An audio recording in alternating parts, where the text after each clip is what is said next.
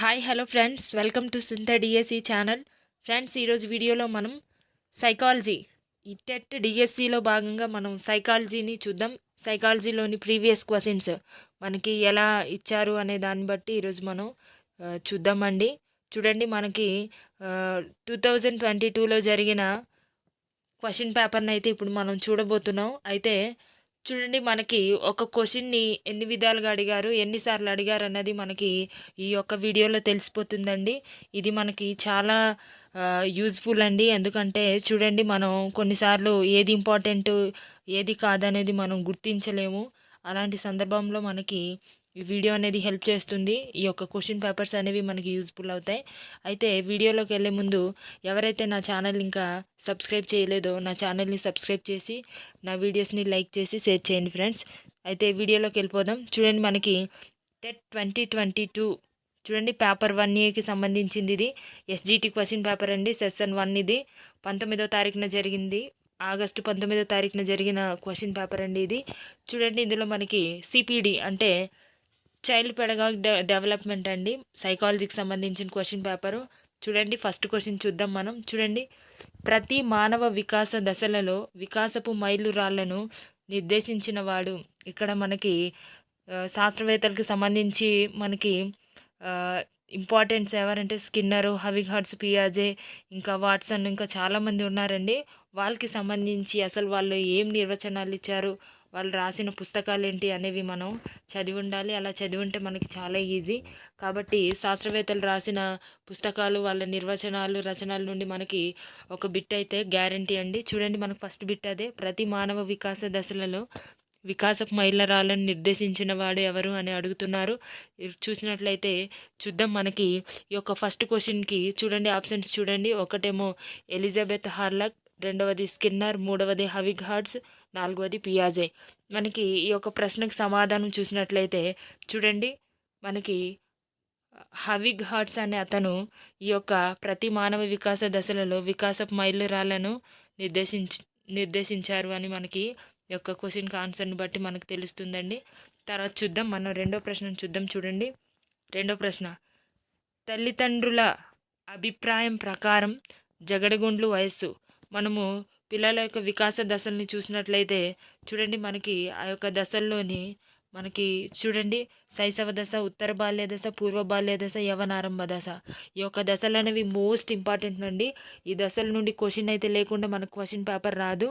కాబట్టి first time TET రాసే వాళ్ళు ఈ టాపిక్ని వదలకుండా చదివినట్లయితే మీకు ఖచ్చితంగా మీరు టెట్లో మంచి స్కోర్ చేయడానికి వీలుంటుందండి. చూడండి, మనకి ఈ యొక్క రెండో ప్రశ్నకి సమాధానం చూడండి. చూడండి, జగడగుండ్ల వయస్సును చూసినట్లయితే మనకి ఇక్కడ చూడండి, ఉత్తర బాల్య దశని మనము జగడగుండ్ల వయస్సు అంటాము. ఇది తల్లిదండ్రుల అభిప్రాయం ప్రకారము ఈ యొక్క వయస్సు అనేది ఇక్కడ నిర్ధారించారండి. తర్వాత చూడండి, మూడో ప్రశ్న చూద్దాం. చూడండి, మోస్ట్ ఇంపార్టెంట్ బిట్ అండి, చాలాసార్లు అడిగిన ప్రశ్న. చూడండి, కావాలని మర్చిపోవడం అనేది ఏమిటి? అవరోధమా, స్మృతి క్షయమా, లేక దమనమా, స్మృతి నాశనమా అని అడుగుతున్నారు. ఇది చాలా ఇంపార్టెంట్. కావాలని మర్చిపోవడం అనేది ఏంటని అడిగారు. ఇక్కడ చూసినట్లయితే మనకి అవరోధం అంటే చూడండి, మనం ఏదైనా నేర్చుకున్నప్పుడు మనకి మన శరీరానికి ఏమైనా అంటే యాక్సిడెంట్స్ ఏమైనా జరిగి మనకి స్మృతి అనేది మనకు లోపించినప్పుడు జరిగే ఆ యొక్క విధానాన్ని మనం అవరోధం అంటాము. తర్వాత చూడండి, స్మృతి క్షయం అంటే మనం నేర్చుకున్నవి, మనం గుర్తుపెట్టుకోవాలి అనుకున్నవి అవి విడిపోవడమే స్మృతి క్షయం అండి. తర్వాత చూడండి, మూడవ ప్రశ్న, దమనం అంటేనే కావాలని మర్చిపోవడాన్ని దమనం అంటారు. తర్వాత స్మృతి నాశనం అంటే మనము గుర్తుపెట్టుకున్న లేదా మనం నేర్చుకున్న విషయం అనేది అది పోవడాన్ని మనం నాశనంగా చెప్పవచ్చు. అయితే ఈ యొక్క ప్రశ్నకు సమాధానం చూసినట్లయితే మనకి దమనం, మూడో ఆప్షన్ కరెక్ట్ ఆన్సర్. ఇప్పుడు మనం నాలుగో ప్రశ్న చూద్దాం. చూడండి ఫ్రెండ్స్, మనకి నాలుగో ప్రశ్న, అధిక వర్షాల వల్ల వరదలు రావచ్చునని తల్లిదండ్రులు భయపడుతున్నారు. అందువల్ల 5 ఏళ్ల ఆనంద్ కూడా భయపడుతున్నాడు. ఇది దేనికి సంబంధించింది అని అడుగుతున్నారు. ఇక్కడ చూసినట్లయితే ఫస్ట్ ఆప్షన్ చూడండి, ప్రత్యక్ష అనుకరణ ద్వారా ఏర్పడిన భయమా, లేదా వస్తువులకు సంబంధించిన భయమా, లేదా బాధాకరమైన అనుభవాల ద్వారా ఏర్పడిన భయమా, లేదా వయస్సుతో పాటు మనకి ఏర్పడిన భయమా అనేసి మనకి ఇక్కడ ఇవ్వడం జరిగింది ఆప్షన్స్. అయితే ఈ 4 ఆప్షన్స్ నుండి మనం చూసినట్లయితే చూడండి, ఈ యొక్క నాలుగో ప్రశ్నకి సమాధానం చూసినట్లయితే మనకి ఇక్కడ అధిక వర్షాల వల్ల వరదలు రావచ్చని తల్లిదండ్రులు భయపడుతున్నారు. అయితే వాళ్ళు భయపడడం వల్ల దానివల్లే ఆనంద్ కూడా, ఈ 5 ఏళ్ల ఆనంద్ కూడా భయపడుతున్నాడు. కాబట్టి ఇది మనకి ప్రత్యక్షంగా జరిగింది కాబట్టి ఇది అక్కడ అనుకరణ అనేది ప్రత్యక్షంగా అనుకరించడం వల్ల ఏర్పడింది కాబట్టి ఆ భయాన్ని మనం ప్రత్యక్ష అనుకరణ ద్వారా ఏర్పడిన భయంగా మనం చెప్పొచ్చు. కాబట్టి ఆప్షన్ 1 అనేది కరెక్ట్ ఆన్సర్. తర్వాత చూడండి ఫ్రెండ్స్, మనకి 5వ ప్రశ్న చూద్దాం.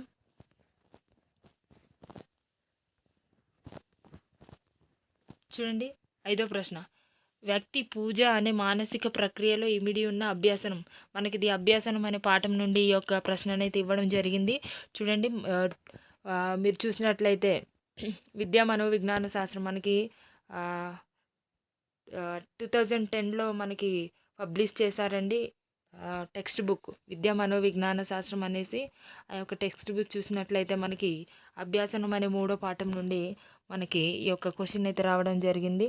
చూడండి, ఈ యొక్క 5వ ప్రశ్న చూడండి, వ్యక్తి పూజ అనే మానసిక ప్రక్రియలో ఇమిడి ఉన్న అభ్యాసనం ఏది అని అడుగుతున్నారు. ఇక్కడ మనం చూసినట్లయితే చూడండి, పరిశీలన అభ్యాసనమా, యత్నదోష పద్ధతియా, కార్యక్రమయుత అభ్యాసనమా, ఆవిష్కరణ అభ్యాసనమా అనేసి ఇక్కడ మనకి అడగడం జరిగిందండి.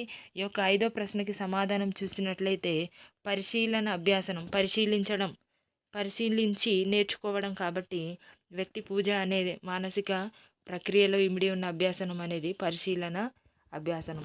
తర్వాత ప్రశ్న చూద్దాం, 6వ ప్రశ్న. చూడండి ఫ్రెండ్స్, 6వ ప్రశ్న, ఎరిక్సన్ ప్రకారం వ్యక్తులు తమ ఆలోచనలు, భావనలు, సిద్ధాంతాలకు అనుగుణమైన వ్యక్తులతో సంబంధాలు ఏర్పరచుకోవడం అనేది ఈ స్థాయిలో జరుగుతుంది అనేసి అడిగారు. చూడండి, ఎరిక్సన్ ఈ యొక్క పేరుని గుర్తుపెట్టుకోండి, మోస్ట్ ఇంపార్టెంట్. మనకి ఈ యొక్క శాస్త్రవేత్త గురించి నిర్వచనమైన అడగొచ్చు, లేదా సిద్ధాంతాలు ఏమైనా అడగొచ్చండి, రచనలైనా కూడా అడగొచ్చు. కాబట్టి గుర్తుపెట్టుకోండి. చూడండి, వ్యక్తులు తమ ఆలోచనలు, భావనలు, సిద్ధాంతాలకు అనుగుణమైన వ్యక్తులతో సంబంధాలు ఏర్పరచుకోవడం అనేది ఏ స్థాయిలో జరుగుతుంది అని అడిగారు. దీనికి సమాధానం మనం చూసినట్లయితే ఈ యొక్క 6వ ప్రశ్నకు సమాధానం చూద్దాం. అయితే ముందుగా ఆప్షన్లు చూడండి. 1వది చూడండి, మధ్య వయోజన దశ. 2వది పరిపక్వ దశ. 3వది వయోజన దశ. 4వది పూర్వ వయోజన దశ. ఇందులో మనం చూసినట్లయితే చూడండి, 4వది పూర్వ వయోజన దశ.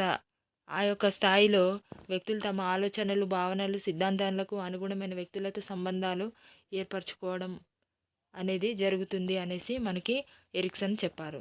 తర్వాత చూద్దాం, మనం 7వ ప్రశ్నను చూద్దాం ఫ్రెండ్స్. చూడండి, మనకి 7వ ప్రశ్న, మానసిక వయస్సు భావనను మొట్టమొదట సూచించింది ఎవరు? దీన్నే మానసిక వయస్సు అనే భావనను మొట్టమొదట ప్రవేశపెట్టింది ఎవరు అని కూడా అడుగుతారు. క్వశ్చన్ ఎన్ని విధాలుగా అడిగినా మనం కన్ఫ్యూజ్ అవ్వకూడదు. మానసిక వయస్సు అని మనకి క్వశ్చన్ కనబడగానే మనకి బీనే గుర్తుకు రావాలండి. ఆల్ఫ్రెడ్ బీనే మనకి స్కేల్ను కూడా ప్రవేశపెట్టడం జరిగింది. చూడండి, మానసిక వయస్సు అనే భావన ఆల్ఫ్రెడ్ బీనే అనే శాస్త్రవేత్త మొదటగా మనకి యూజ్ చేయడం జరిగింది. అలాగే అందులోనే ప్రజ్ఞకు సంబంధించిన దాంట్లోనే మనకి టెర్మన్, ఎడ్వర్డ్ కూడా ఉంటారు. వాళ్ళ యొక్క ప్రత్యేకతలు కూడా మనం చదవాల్సి ఉంటుంది. చూడండి, ఆప్షన్ 1 అనేది మనకి కరెక్ట్ ఆన్సర్. తర్వాత 8వ ప్రశ్న చూద్దాం. చూడండి ఫ్రెండ్స్, పియాజే ప్రకారం పిల్లవాడు తన దగ్గర ఉన్న బొమ్మకు స్నానం చేయించే దశ ఏది అని అడుగుతున్నారు. ఈ యొక్క దశలు కూడా చాలా ఇంపార్టెంట్, చదివే వాళ్ళు బాగా గుర్తుపెట్టుకోండి. మనకి జాన్ పియాజే గురించి మనకి అడుగుతారండి. అడిగినప్పుడు మనకి యొక్క దశలు అనేవి చాలా ఇంపార్టెంట్. చూడండి, ఇందులో ఇంద్రియ ప్రచాలక దశ, పూర్వ ప్రచాలక దశ, మూర్త ప్రచాలక దశ, అమూర్త ప్రచాలక దశ అని 4 ఉన్నాయి. అయితే ఈ యొక్క దశలు మీరు అన్ని దశలను చదివినట్లయితే మీకు క్వశ్చన్ అనేది ఏ దశ నుండి అడిగినా ఈజీగా బిట్ అనేది చేయొచ్చు. చూడండి, మనం చూసినట్లయితే ఈ 8వ ప్రశ్నకి సమాధానం చూద్దాం. ఈ యొక్క 8వ ప్రశ్నకు సమాధానం పూర్వ ప్రచాలక దశ. చూడండి, పూర్వ ప్రచాలక దశలో పిల్లవాడు తన దగ్గర ఉన్న బొమ్మకు స్నానం చేయిస్తాడు. ఎందుకంటే ఆ ప్రచాలక దశలో ఉన్న స్కిమాటాలు అలాంటివి అనమాట. అంటే ఆ దశలో ఉండే పిల్లలు ఏం చేస్తారు అనేది మనము ఆ యొక్క సిద్ధాంతాలను చదివినప్పుడు మనకి క్లియర్గా అర్థమవుతుంది. తర్వాత చూద్దాం, తొమ్మిదో ప్రశ్న చూడండి ఫ్రెండ్స్. మనకి తొమ్మిదో ప్రశ్నను చూసినట్లయితే చూడండి ఇక్కడ, బాలలు తమ సొంత ఆలోచనలను నమోదు చేసేందుకు ఉపయోగించే పుస్తకం ఏది అని అడిగారు. చూడండి మోస్ట్ ఇంపార్టెంట్ ఇది మనకి. ఇది మనం చూసినట్లయితే మనకి టెక్స్ట్ బుక్లోని ఫస్ట్ లెసన్ అనమాట. చూడండి విద్యమాన విజ్ఞాన శాస్త్రానికి సంబంధించి పరిచయం ఆ యొక్క పాఠానికి సంబంధించిందే మనకి ఇది. చూడండి అందులో భాగంగానే కేస్ స్టడీ, పరిపృచ్ఛ, పర్యాలోచక పత్రికలు, సంఘటన రచన అని మనకి ఇలాగా ఆప్షన్లు ఇచ్చారు. అయితే బాలలు తమ సొంత ఆలోచనలను నమోదు చేసుకునేందుకు ఏ పుస్తకాన్ని ఉపయోగిస్తారు అనేసి మనకి ఇక్కడ క్లియర్గా ఇచ్చారు. ఈ యొక్క తొమ్మిదో ప్రశ్నకి చూడండి, తొమ్మిదో ప్రశ్నకు సమాధానం మనకి పర్యాలోచక పత్రికలు. చూడండి ఫ్రెండ్స్, ఈ యొక్క తొమ్మిదో ప్రశ్నకు సమాధానం పర్యాలోచక పత్రికలు. ఆ యొక్క పర్యాలోచక పత్రికల్లోని బాలలు తమ సొంత ఆలోచనల్ని నమోదు చేసుకుంటారు. తర్వాత చూద్దాం. పదో ప్రశ్న చూడండి ఫ్రెండ్స్, ఉద్యోగం కోల్పోయిన వ్యక్తి చిన్న పిల్లాడిలా ఏడవడం అనేది ఏ రక్షక తంత్రం అని అడుగుతున్నారు. మోస్ట్ ఇంపార్టెంట్ మనకి రక్షక తంత్రాలు ఇవి. కాబట్టి చూడండి కుంటనానికి సంబంధించినవి కూడా చదవండి. అయితే ఇక్కడ మనం ప్రశ్నలోకి వెళ్దాం. చూడండి, ఉద్యోగం కోల్పోయిన వ్యక్తి చిన్నపిల్లాడిలో ఏడవడం అనేది మనకి పరిహారమా, ప్రతిగమనమా, ప్రక్షేపణమా, ఉదాత్తీకరణ, అలాగే ఇంకోటి కూడా ఉంటుందండి తదాత్మీకరణం. ఇలా మనకి రక్షక తంత్రాలు అనేవి ఉంటాయి. అయితే ఇందులో మనం చూసినట్లయితే చూడండి, మొదటగా చూడండి మనకి ఈ యొక్క అంటే వ్యక్తి చిన్నపిల్లాడిలా ఏడవడం అనేది మనకి ప్రతిగమనం. ఆప్షన్ 2 అనేది కరెక్ట్ ఆన్సర్ అండి. ప్రతిగమనంలోని వ్యక్తి ఏదైనా కోల్పోయినప్పుడు అంటే పిల్లల్లాగా ఏడవడం అనేది జరుగుతుంది. తర్వాత చూడండి మనం చూసినట్లయితే 11వ ప్రశ్న చూద్దాం. చూడండి 11వ ప్రశ్న, ప్రేరణ అభ్యసనకు మూలాధారం అని చెప్పింది ఎవరు అని అడిగారు. ఇది కూడా మనకి ఇంపార్టెంట్. ఇప్పుడే మనం మాట్లాడుకున్నాం కదండి. మనకి నిర్వచనాలు, శాస్త్రవేత్తలు నిర్వచించిన నిర్వచనాలు అనేవి మోస్ట్ ఇంపార్టెంట్. అందులో నుండి చూస్తున్నారు కదా, మనకి ఈ క్వశ్చన్ పేపర్లోనే 2 బిట్లు అనేవి తగిలాయి. కాబట్టి చాలా జాగ్రత్తగా మనం శాస్త్రవేత్తల గురించి చదవాల్సి ఉంటుందండి. చూడండి ఫస్ట్ ఆప్షన్ క్రో అండ్ క్రో, రెండవది థార్న్టైక్, మూడవది వుడ్వర్త్, నాలుగవది క్రైగ్. ఇక్కడ చూసినట్లయితే మనకి అభ్యాసనం అనే పాఠం నుండి మనకి లెసన్ అంటే ఆ లెసన్ నుండి మనకి ఒక క్వశ్చన్ అయితే ఇచ్చారు. ఇందులో క్రో అండ్ క్రో అనే వాళ్ళు మనకి ప్రేరణ అభ్యాసనంకు మూలాధారం అని చెప్పడం జరిగింది. అలాగే థార్న్టైక్, వుడ్వర్త్, మన ఇందులో వుడ్వర్త్ని చూసినట్లయితే చూడండి ఈ యొక్క శాస్త్రవేత్త ప్రతి ప్రవర్తనకు ప్రేరణ అనేదే మూలాధారం అని ఈయన చెప్పారు. కానీ మనకి క్రో అండ్ క్రో మాత్రం ప్రేరణ అనేది అభ్యాసనంకు మూలాధారం అని చెప్పడం జరిగింది. కాబట్టి మనకి ఆప్షన్ 1 అనేది కరెక్ట్ ఆన్సర్. తర్వాత చూద్దాం 12వ ప్రశ్న. చూడండి 12వ ప్రశ్న, ఆట స్థలంలో ఆడుకునే విద్యార్థులను పరిశీలించడం. ఆట స్థలంలో ఆడుకునే విద్యార్థులను పరిశీలించడం అనేది ఏ పరిశీలనకు సంబంధించింది అని అడిగారు. చూడండి సహజ పరిశీలన, నియంత్రిత పరిశీలన, కృత్రిమ పరిశీలన, అంత పరిశీలన. ఇందులో మనం చూసినట్లయితే ఈ యొక్క ప్రశ్నకు సమాధానం చూడండి, ఆట స్థలంలో ఆడుకునే పిల్లలు, ఆ యొక్క పిల్లలకి సంబంధించి పరిశీలన అనేది ఆట స్థలంలో ఆడుకునే విద్యార్థులు వాళ్ళు సహజంగా ఆడుకుంటున్నారు కాబట్టి అది సహజంగా వెళ్ళి చూస్తున్నాం. కాబట్టి మనకి ఈ యొక్క 12వ ప్రశ్నకి సమాధానం చూసినట్లయితే మనకి ఆప్షన్ 1 అనేది కరెక్ట్ ఆన్సర్, సహజ పరిశీలన. తర్వాత చూద్దాం 13వ ప్రశ్న చూద్దాం ఫ్రెండ్స్. చూడండి 13వ ప్రశ్న. చూడండి పుస్తకాలు కూడా మనకి పరిచయం అయిపోతున్నాయి. ఇక్కడ చూడండి, మ్యాన్స్ సెర్చ్ ఫర్ మీనింగ్ అని పుస్తక రచయిత ఎవరు అని అడిగారు. చూడండి శాస్త్రవేత్తల గురించి చాలా బిట్స్ వస్తున్నాయి. చూడండి ఇందులో ఫస్ట్ ఆప్షన్ స్కిన్నర్, రెండవది విక్టర్ ఫ్రాంకిల్, మూడవది థార్న్టైక్, నాలుగవది బ్రూనర్. అయితే ఈ యొక్క 13వ ప్రశ్నకు సమాధానం చూసినట్లయితే విక్టర్. చూడండి 13వ ప్రశ్నకు సమాధానం విక్టర్ ఫ్రాంకిల్. ఇతను మ్యాన్స్ సెర్చ్ ఫర్ మీనింగ్ అనే పుస్తకాన్ని రాయడం జరిగింది. మిగిలిన స్కిన్నర్, థార్న్టైక్, బ్రూనర్ వీళ్ళు కూడా మోస్ట్ ఇంపార్టెంట్ పర్సన్సేనండి. అయితే వీళ్ళ గురించి కూడా వీళ్ళు రాసిన బుక్స్ని కూడా మీరు చదవాల్సి ఉంటుంది. చూడండి 14వ ప్రశ్న చూద్దాం. జరగబోయే కుంటనం వల్ల ఏర్పడేది ఏమిటి అని అడిగారు. జరగబోయే కుంటనం వల్ల అసూయ ఏర్పడుతుందా, వ్యాకులత, కుతూహలమా, భయమా అని అడిగారు. అయితే ఈ యొక్క 14వ ప్రశ్నకు సమాధానం చూసినట్లయితే వ్యాకులత అండి. Option 2 correct answer. జరగబోయే కుంటనం వల్ల ఏర్పడేది మనకి వ్యాకులత అండి. తర్వాత చూద్దాం. చూడండి 15వ ప్రశ్న. ట్యాట్‌లో చిత్రాలు ఉన్న కార్డుల సంఖ్య మనకి ఈ యొక్క పరీక్షలకి సంబంధించింది కూడా చాలా ఇంపార్టెంట్ అండి. అవి కూడా మీరు చదవాల్సి ఉంటుంది. చూడండి ట్యాట్‌లో చిత్రాలు ఉన్న కార్డుల సంఖ్య ఎంత అని అడిగారు. ఈ యొక్క 15వ ప్రశ్నకు సమాధానం చూసినట్లయితే చూద్దాం. ముందుగా మనం ఆప్షన్‌ని చూద్దాం. First one 20, second one 10, third one 30, fourth one 1. చూడండి మనకి ఇందులో ఆప్షన్ 3 అనేది కరెక్ట్ ఆన్సర్. ఆ యొక్క ట్యాట్‌లో చిత్రాలు ఉన్న కార్డుల సంఖ్య అనేది మొత్తం 30. ఆప్షన్ 3 అనేది కరెక్ట్ ఆన్సర్. తర్వాత చూద్దాం 16వ ప్రశ్న. చూడండి భ్రూణ త్రివిధ జ్ఞానం యొక్క క్రమం అడిగారు ఇక్కడ. అయితే మొదటి చూడండి క్రియాత్మకం, ప్రతీకాత్మకం, భావనాత్మకం. రెండవది చూడండి భావనాత్మకం, క్రియాత్మకం, ప్రతీకాత్మకం. మూడవది చూడండి క్రియాత్మకం, భావనాత్మకం, ప్రతీకాత్మకం. నాలుగవది చూడండి ప్రతీకాత్మకం, క్రియాత్మకం, భావనాత్మకం. అయితే మనకి క్రమాలు కూడా చాలా ఇంపార్టెంట్. దాన్ని అటు ఇటుగా తారుమారుగిచ్చి దాన్ని సరిచేయమని అడుగుతుంటారు. చూడండి మనకి ఇది మనం బాగా చదివితే తప్ప ఇలాంటి బిట్స్ని మనం ఆన్సర్ చేయలేము. చూడండి మనకు ఈ యొక్క ప్రశ్నకు సమాధానం, ఈ యొక్క 16 ప్రశ్నకి సమాధానం చూసినట్లయితే మనకి చూడండి మూడవది అండి క్రియాత్మకం, భావనాత్మకం, ప్రతీకాత్మకం. క్రియాత్మకం, భావనాత్మకం, ప్రతీకాత్మకం. ఇది మనకి ఈ యొక్క భ్రూణ త్రివిధ జ్ఞానం యొక్క క్రమం. తర్వాత చూద్దాం 17వ ప్రశ్న. చూడండి మనకి 17వ ప్రశ్నను చూసినట్లయితే ఇక్కడ పరీక్షలు ప్రశ్న పేపర్ని ఎలా తయారు చేయాలి అనే దాంట్లో కూడా అందులో నుండి కూడా మనకి బిట్స్ వచ్చాయి. చూడండి బహుళైచ్ఛిక ప్రశ్నలు దీనికి సంబంధించినవి. అసలు ఆ యొక్క ప్రశ్నలు దేనికి సంబంధించినవి అంటే ఆప్షన్ 1 పునఃస్మరణ, 2 గుర్తింపు, 3వది పునరభ్యాసన, 4వది ఏకాగ్రత. అయితే ఈ యొక్క 17వ ప్రశ్నకి సమాధానం చూసినట్లయితే గుర్తింపు. బహుళైచ్ఛిక ప్రశ్నలు దేనికి సంబంధించినవి అంటే గుర్తింపుకు సంబంధించిన ప్రశ్నలు. తర్వాత చూద్దాం.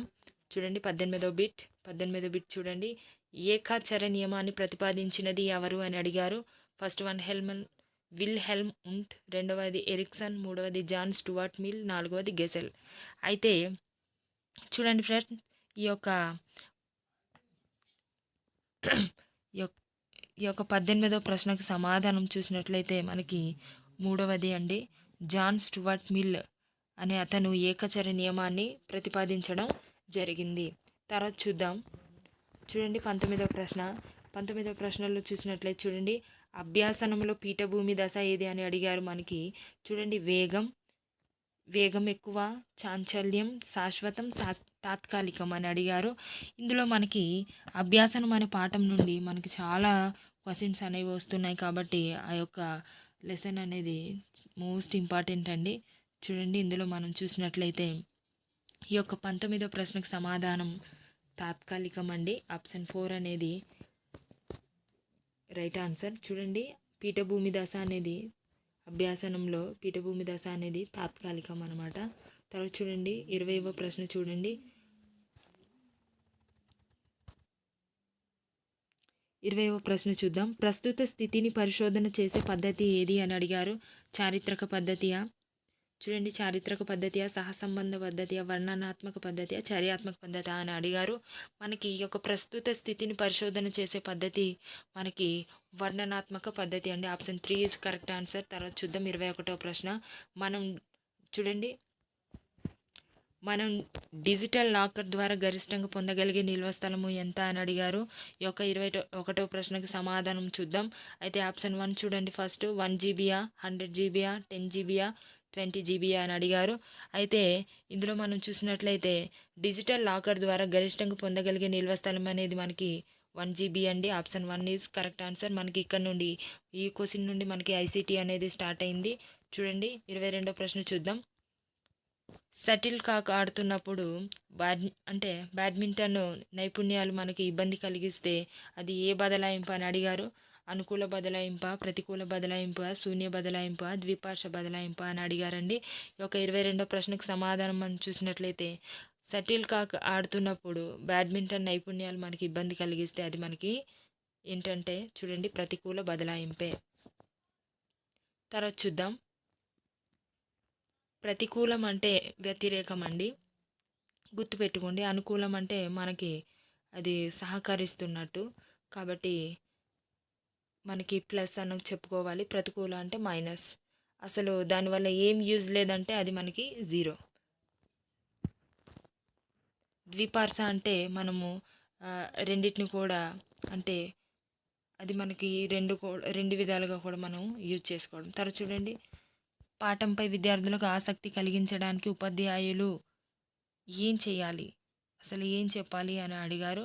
అయితే పాఠంపై విద్యార్థులకు ఆసక్తి కలిగించడానికి ఉపాధ్యాయుడు చేయాల్సింది చూడండి, నోట్స్ రాయమని చెప్పాలా, చర్చలు నిర్వహించాలా, సీరియస్గా పాఠం చెప్పాలా, క్రమశిక్షణతో కూర్చోమని చెప్పాలా అంటే ఇక్కడ మనకు క్లియర్గా తెలుస్తుంది కదండి. పాఠంపై విద్యార్థులకు ఆసక్తి కలిగించడానికి వాళ్ళ మధ్య మనం చర్చలు అనేవి నిర్వహించాలి. Option 2 is correct answer. తర్వాత చూద్దాం. చూడండి 24వ ప్రశ్న, క్రింది వాటిలో మొదటి సాంఘీకరణ ఏజెన్సీ ఏదని అడిగారు. సాంఘీకరణ ఏజెన్సీ అంటే చూడండి, కుటుంబమా, పాఠశాల, సమాజమా, ఇరుగు పొరుగు అని అడిగారు. మనకి ఈ యొక్క 24 ప్రశ్నకు సమాధానం చూసినట్లయితే కుటుంబం అండి. Option 1 is correct answer. తర్వాత చూడండి 25వ ప్రశ్న, ఈ రకం పెంపక శైలిలో తల్లిదండ్రులు పిల్లల పట్ల ఉపసంహార స్వభావం కలిగి ఉంటారు. చూడండి, పెంపక శైలిలో తల్లిదండ్రులు పిల్లల పట్ల ఉపసంహార స్వభావం కలిగి ఉండడం అనేది సాధికారతత్వ, జోక్యరహిత, జోక్య సహిత, అంగీకారతత్వ అని అడిగారు. ఈ యొక్క ప్రశ్నకు సమాధానం చూసినట్లయితే మనకి చూడండి, ఈ యొక్క 25వ ప్రశ్నకు సమాధానం చూసినట్లయితే మనకి జోక్యరహిత, జోక్యరహిత. Option 2 is correct answer.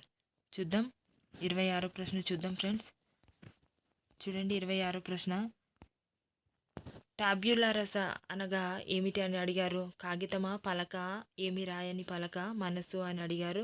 26 ప్రశ్నకు సమాధానం చూసినట్లయితే చూడండి, ఆప్షన్ 3 ఈజ్ కరెక్ట్ ఆన్సర్. ఏమి రాయని పలకని మనం టాబ్యులా రస అని అంటాము. తర్వాత చూడండి ఫ్రెండ్స్ 27వ ప్రశ్న. చూడండి ఇక్కడ మనకి ఎన్ఈపి 2020 ప్రకారం విద్యా ప్రణాళిక నిర్మాణం 5+3+3+4లో చూడండి 4వ స్థాయి అనేది ఈ వయసు వారికి నిర్దేశించడం జరిగింది అని అడిగారు. చూడండి ఆప్షన్ 1 చూసినట్లయితే 13 నుండి 16 సంవత్సరాల, చూడండి 14 నుండి 18 సంవత్సరాల, 12 నుండి 15 సంవత్సరాల, 15 నుండి 19 సంవత్సరాల అని ఇక్కడ మనకి అడిగారు. చూడండి 27వ ప్రశ్నకు సమాధానం చూసినట్లయితే మనకి ఆప్షన్ 2 14 నుండి 18 సంవత్సరాలు ఉన్నవారికి ఈ యొక్క 4వ స్థాయి అనేది మనకి నిర్దేశించడం జరిగింది. తర్వాత చూద్దాం, ఎన్ఈపి ఎన్సిఏ చాలా ఇంపార్టెంట్ అండి. ఇందులో నుండి 2005 కూడా మనకి చాలా ఇంపార్టెంట్. అందులో నుండి బిట్ అనేది ఖచ్చితంగా వస్తుంది, చదవండి. అలాగే చూడండి మనకి ఈ యొక్క 28వ ప్రశ్నను చూద్దాం.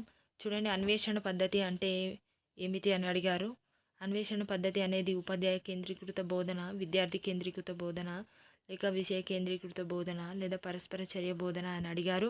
చూడండి మనకి ఇందులో చూసినట్లయితే ఈ యొక్క 28వ ప్రశ్నకు సమాధానం చూసినట్లయితే మనకి చూడండి ఆప్షన్ 2 విద్యార్థి కేంద్రీకృత బోధన అనేది మనకి అన్వేషణ పద్ధతి. తర్వాత చూద్దాం 29వ ప్రశ్న. చూడండి, బడి బయటి పిల్లలు అనగా ఎవరు? అసలు ఈ బడి బయటి పిల్లలని ఎవరిని అంటారు అంటే చూడండి, మధ్యలో బడి మానేసిన పిల్లల్ని అంటారా, లేదా బాల కార్మికులనా, లేదా తరచుగా గైర్హాజరయ్యే పిల్లల, లేదా అధిక వయస్సు అభ్యాసకుల్ని బడి బయటి పిల్లలు అంటారా అని అడిగారు. మనకి 29వ ప్రశ్న చూసినట్లయితే చూడండి ఆప్షన్ 1 మధ్యలో బడి మానేసిన పిల్లలు, అలాగే బాల కార్మికుల్ని కూడా, వీళ్ళిద్దరిని కూడా మనం బడి బయటి పిల్లలుగా మనం చెప్పొచ్చండి. మనకి ఆప్షన్ 1 అలాగే 2 కూడా మనకి కరెక్ట్ ఆన్సరే. చూడండి చివరి ప్రశ్న చూసినట్లయితే మనకి చూడండి, ప్రభుత్వం వారు అమలు చేసిన విద్యా పథకాలు అంటే కొన్ని పథకాల నుండి మనకి క్వశ్చన్లు అనేవి అడుగుతుంటారు. అందులో మనకి చూడండి 22 2022 జరిగిన ఆ యొక్క టెట్ ఎగ్జామ్లోని అడిగిన బిట్ చూడండి. జేవికే కిట్స్ మనకి జగనన్న విద్యా కానుక ఆ యొక్క కిట్స్ అనేవి ఏ తరగతుల పిల్లలకి ఇస్తారు అని ఇక్కడ మనకు అడిగారు. ఇక్కడ చూసినట్లయితే మనకి చూడండి 6 నుండి 10 తరగతులు చదువుతున్న వారికా, లేదా 1 నుండి 10వ తరగతి వరకు చదువుతున్న వాళ్ళకా, లేదా 1 నుండి 12 తరగతుల వారికా, లేక 1 నుండి 5 తరగతి వాళ్ళ వారికా అనేసి అడిగారు. ఇక్కడ చూసినట్లయితే మనకి ఆప్షన్ 2 కరెక్ట్ ఆన్సర్ అండి. 1 నుండి 10వ తరగతి 1 నుండి 10 తరగతులు అంటే ఎవరైతే ఈ 1 నుండి 10 తరగతుల వరకు చదువుతున్నారో ఆ పిల్లలకి ఈ యొక్క జేవికే కిట్స్ అనేవి అందించడం జరిగింది. ఇదండి మనకి 19వ తారీఖున జరిగిన సెషన్ 1కి సంబంధించి 30 క్వశ్చన్స్. అయితే తర్వాత మనం చూడండి 20వ తారీఖున జరిగిన సెషన్ 2 చూద్దాం. ఆ ప్రశ్నలు కూడా మనం ఇప్పుడు చూద్దాం.